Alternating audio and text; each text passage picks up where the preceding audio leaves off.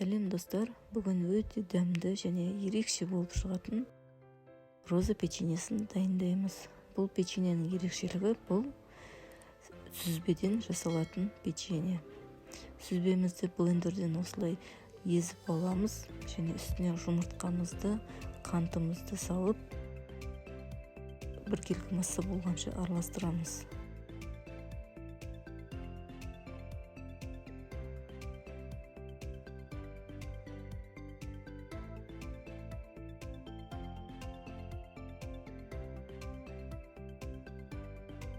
Массамыздың үстіне бөлме температурасында тұрған сары майымызды қосып, әрі қарай араластырамыз.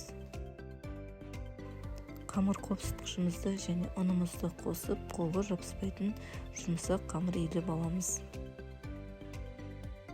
Біздің қамырымыз дайын болды. Дайын қамырымызды екі бөлікке бөліп, оқтаудың көмегімен жаятын боламыз. Жайған қамырымызды дөңгелек формада кесіп аламыз.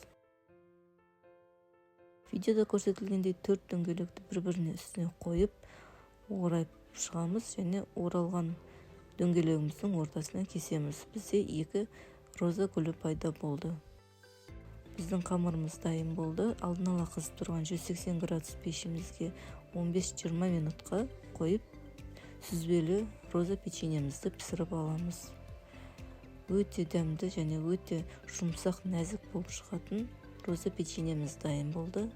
Жасап көрулеріңізге кеңес беремін. Ас болсын.